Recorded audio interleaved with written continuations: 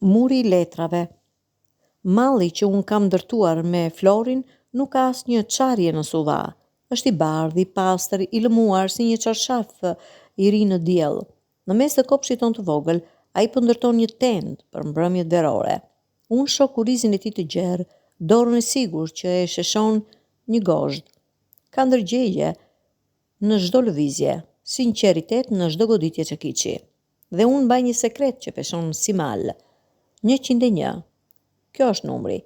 Jo si një trofe, jo si një arsim, thjesht si një rrugë e gjatë, e errët, e pa kuptim plot nëpër shtretër të huaj, fytyra që hija në mëngjes, emra që harroheshin para se të shkruheshin. 101 trupra, midis të cilëve humba trupin tim, duke u përpjekur të gjesh veten në sytë të tjerëve dhe duke përfunduar vetëm më të humbur. Flori më gjeti në një bibliotek. Unë isha duke kërkuar për një libër për kopshtari. Ai ishte duke kërkuar për një libër për ndërtim. U përplasëm në seksionin projekte shtëpish.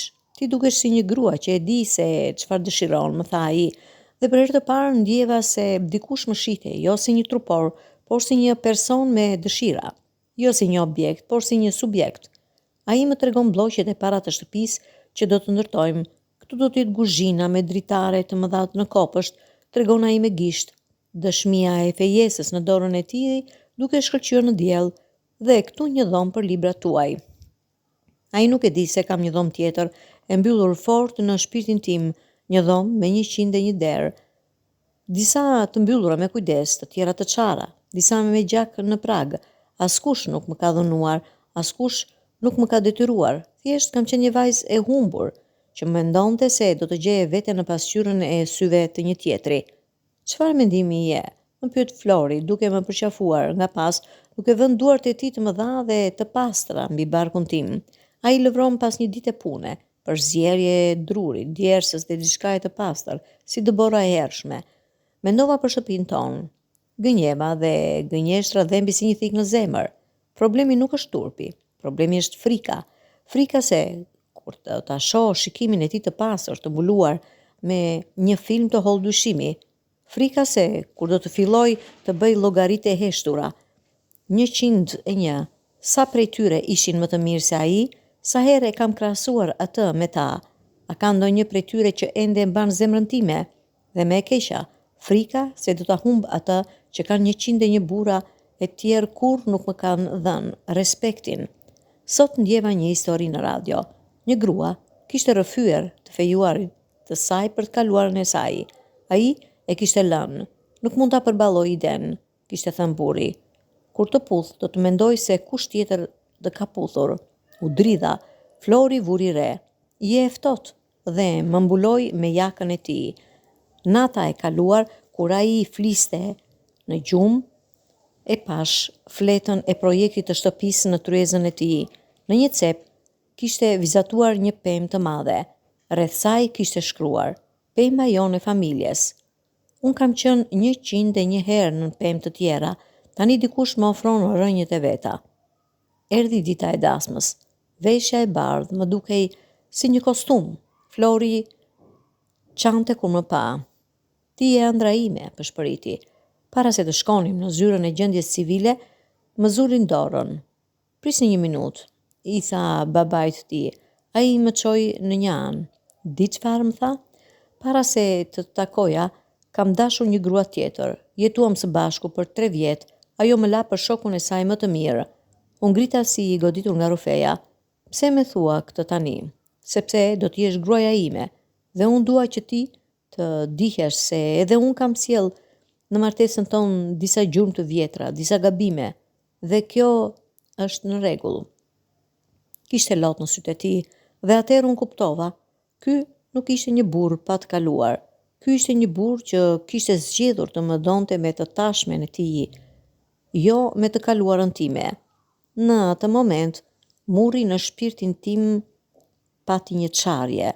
Drita hyri. Unë fillova. Ai më zuri gishtin në buzë. Nuk kam nevojë të di numrat. Kam nevojë të di vetëm se ti je gruaja që do të flej pranë meje sonte, dhe nesër, dhe pas nesër. Kush ke qenë nuk më intereson. Kush po bëhesh me mua, kjo është gjithçka.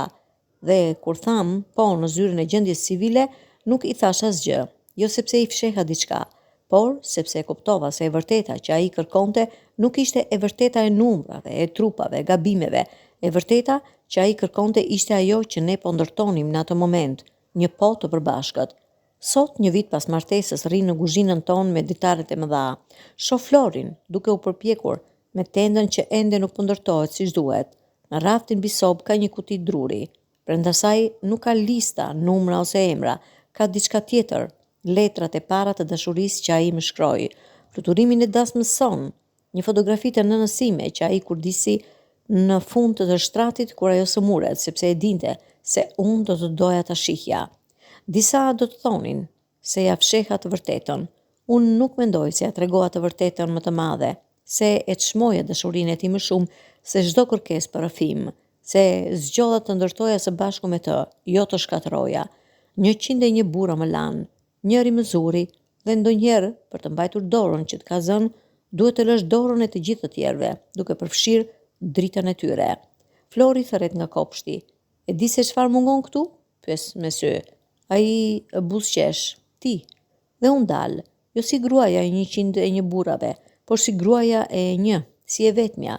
Dhe kjo është e vërteta, e vetme që ka rëndësi në këtë kopësht, në këtë tendë që ai ende po përpiqet ta rregullojë, në këtë shtëpi që ndërtojmë çdo ditë me fjalët tona, përktheljet tona, heshtjet tona. Ndaj përgjigja ime për ty është kjo. Tregoja të vërtetën për të ardhmen që po ndërtoni së bashku. Jo për të kaluarën që nuk mund ta ndryshoni, sepse dashuria e vërtet nuk kërkon pasaporta të vjetra. Ajo kërkon vizatimet e shtëpisë së re. Dhe ti tani je arkitektu i një shtëpie të re. Mos shkatërro themelet e saj, duke hapur varreza të vjetra. Mbill kopshtin e ri.